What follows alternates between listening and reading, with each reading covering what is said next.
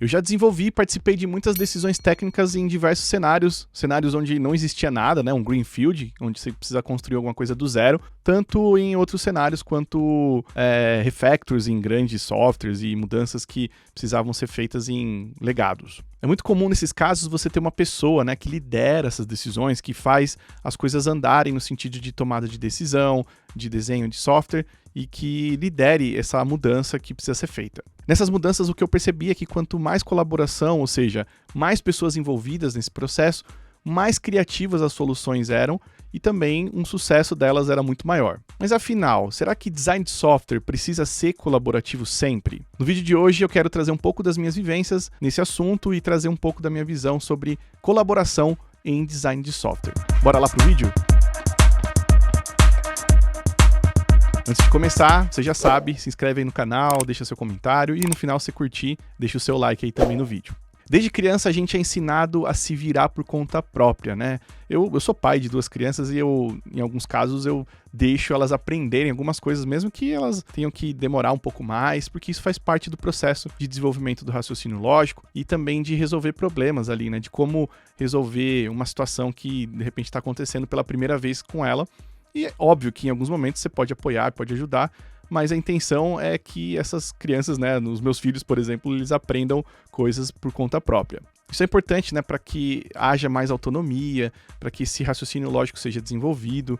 Isso faz parte do desenvolvimento humano, assim como qualquer pessoa passa por essa fase de infância, adolescência e até a vida adulta. Se você olhar na escola, né, também esse processo de avaliação individual que avalia, né, as pessoas pelas provas, os trabalhos, eles sempre têm essa característica de ser algo mais individual, onde você precisa se virar para aprender as coisas e desenvolver por conta própria, claro, contando com o auxílio das professoras e professores, mas sempre tem essa característica de que você precisa estudar, você precisa desenvolver as coisas e também precisa fazer a prova, né, de forma individual. Tanto é que muita gente, né, reclama muito de fazer trabalho em grupo, prefere muito fazer trabalho de forma individual. Comenta aí se você é do time trabalho individual ou do trabalho em grupo. Mas por que eu estou dizendo tudo isso, né? Porque alguns desses comportamentos, né, que são incentivados, né, dentro dessa esfera de aprendizado, de infância e na escola, durante a adolescência e a juventude, eles acabam se reproduzindo no ambiente de trabalho. E não só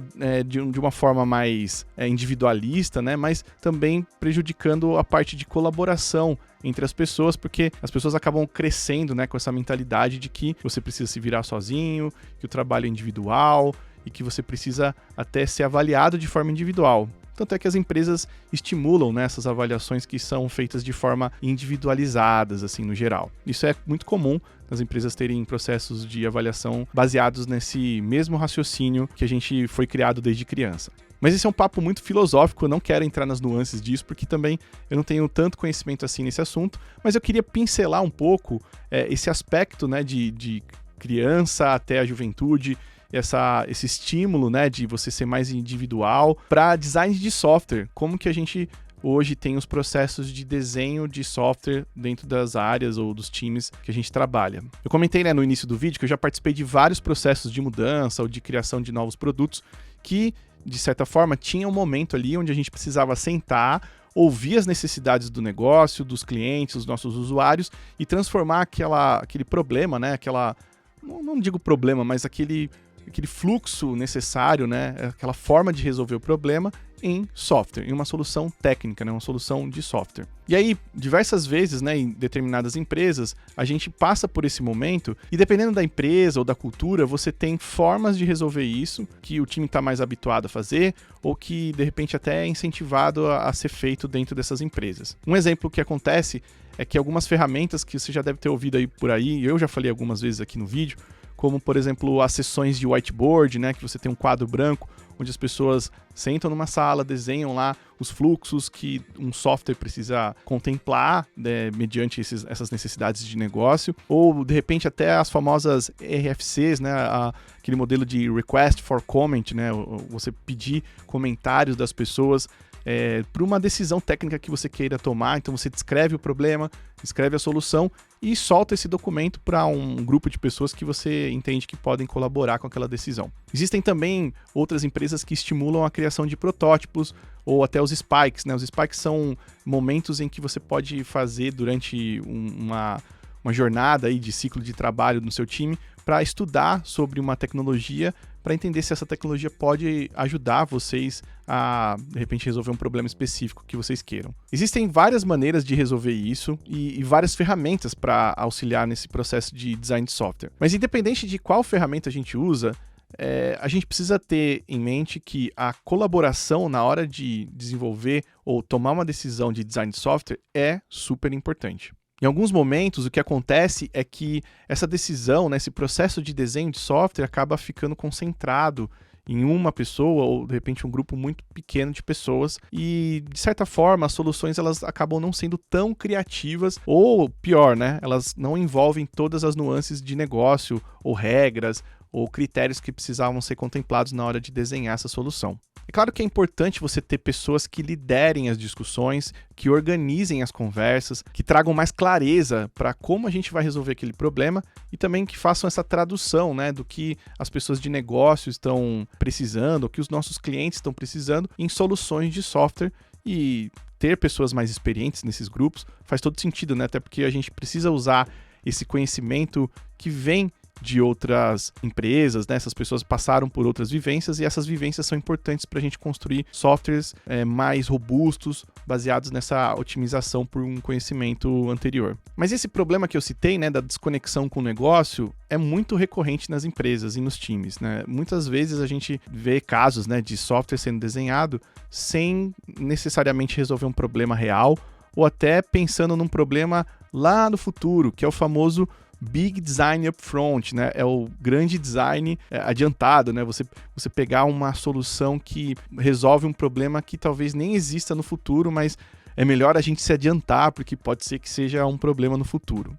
E uma outra provocação que eu faço, uma pergunta até para você refletir aí, né? Quantas sessões dessas, né, ou quantas RFCs ou momentos de discussão de design de software existiam pessoas de negócio, ou pessoas que entendiam no negócio, que estavam presentes nesse momento ou que foram envolvidas nessas decisões. Quando eu falo pessoas de negócio, não necessariamente precisa ser uma pessoa executiva, mas pessoas que têm contato com o negócio há muito tempo, têm uma certa experiência e é o que a gente chama de domain experts, né? São pessoas experientes naquele domínio de negócio. Provavelmente a sua resposta vai ser, poxa, poucas vezes eu vi essas pessoas envolvidas nesse momento de design de software, né?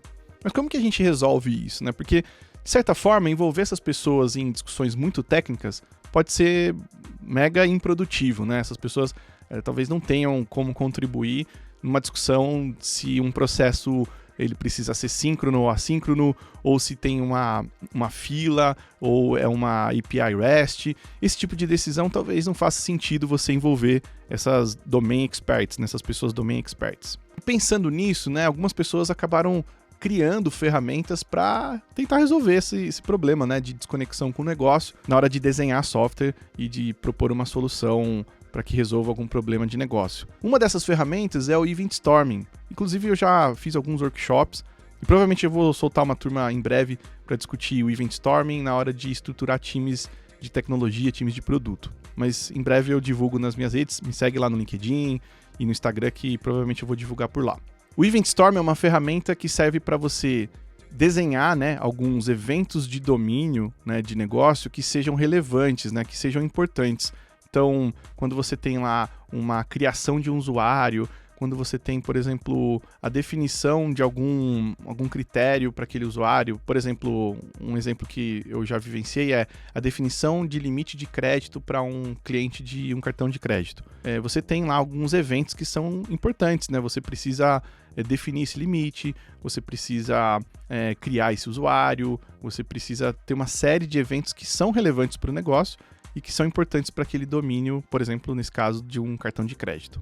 Então essa ferramenta serve para você fazer um mapa, né, desses eventos relevantes, colocar isso numa timeline, colocar as pessoas que são envolvidas nesses eventos, né, que são os atores, os modelos, né, de dados que são lidos ou que são relevantes também para para esses eventos, enfim, uma série de artefatos que a ferramenta traz que ajudam, né, na hora de você desenhar em alto nível como que o software funciona, como que esses domínios eles coexistem e como eles se relacionam entre si.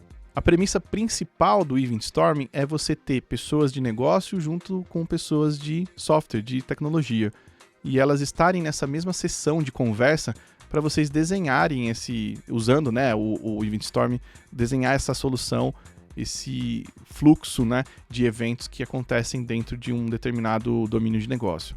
Então, se você tem alguma pessoa no time que não precisa necessariamente ser pessoa desenvolvedora, mas que conheça muito do negócio, que ela sabe regras que só ela entende ali, ou que só ela lida diariamente, mesmo que seja de forma manual, é super importante que ela participe dessas sessões de Event Storming, porque ela vai contribuir muito nesse exercício. Existe muito conteúdo sobre Event Storming, e eu vou deixar alguns livros e posts que eu recomendo você ler e comprar, talvez, alguns livros. E usando o linkzinho abaixo, você também me ajuda aí como afiliado lá da Amazon. Então, se tiver interesse em algum livro, use esse link aqui de baixo, beleza? Mas não existe só o Event Storming para tentar resolver esse problema, né, de ter pessoas de negócio junto com pessoas de tecnologia. Tem uma outra ferramenta muito legal que chama Domain Storytelling.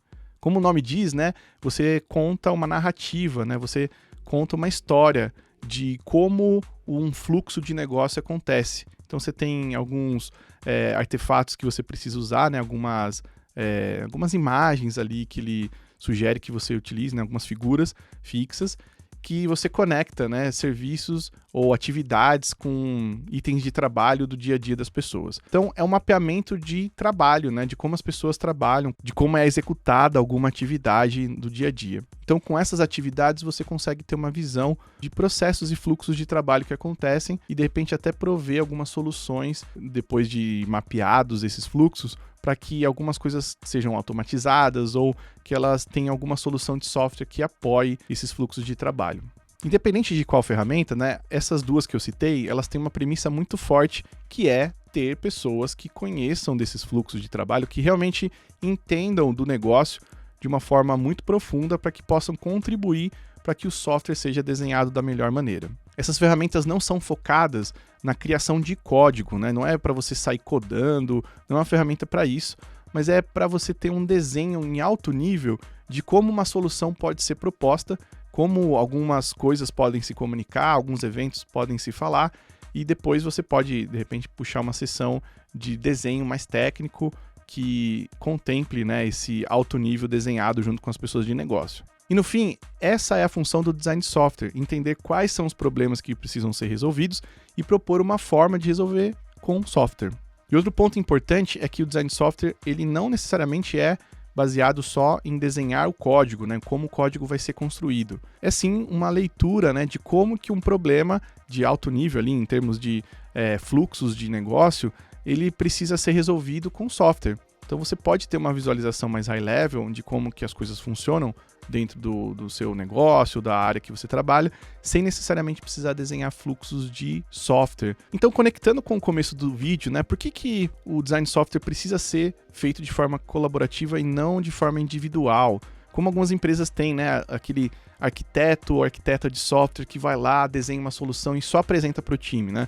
Por que isso é problemático? Por que isso pode ser um risco até para o seu negócio, de certa forma? Porque por mais que essas pessoas tenham conhecimento de outras experiências, outras vivências, né, em empresas e desafios diferentes, é importante você ter esse contato com outras formas de pensar, de formas de resolver problemas e principalmente de pessoas que não necessariamente vão desenvolver software, vão codificar coisas, mas pessoas que têm uma visão do problema porque elas têm aquele trabalho sendo feito diariamente. Então, de certa forma, elas entendem algumas regras que, de repente, nem estão escritas lá nos critérios de aceite que a sua história tem, ou num levantamento que essas pessoas arquitetas às vezes fazem, né, junto com essas pessoas de negócio. Então, colocar essas pessoas na sala, usar uma ferramenta que proporcione essa colaboração, gera uma solução muito mais criativa e, vai por mim, muito mais assertiva para o seu negócio. Quando a gente consegue colocar essas pessoas na mesma sala para tomar essa decisão de design de software, a gente chega num nível onde até os termos usados, né, no negócio, eles acabam refletindo para o seu software. Então, isso é o que a gente chama usando a abordagem do Domain Driven Design, o DDD, a gente chama de linguagem ubíqua, que é a linguagem onipresente, onde tanto as pessoas de negócio quanto as de tecnologia usam os mesmos nomes para as coisas. Eu sei que você já deve ter visto isso em alguns lugares, né?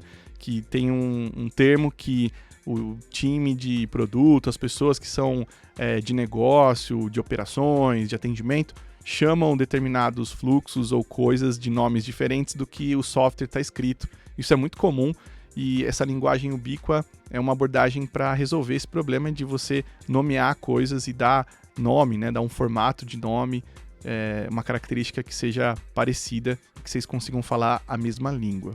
Isso facilita muito as conversas e, de novo, faz com que o entendimento do negócio chegue no dia a dia de quem desenvolve software, porque no final, como o Alberto Brandolin, que é o criador do Event Storm, diz, não é o que os domain experts, né, as pessoas que entendem do domínio do negócio, não é o que elas entendem que vai para a produção, para o código final. É o que as pessoas desenvolvedoras entenderam do negócio. Então, por isso que é importante você ter essas ferramentas que unam essas perspectivas diferentes, mesmo que não sejam pessoas extremamente técnicas. Mas e você? Como é que você desenvolve esses design de software dentro do seu time? Como que o design é feito, né?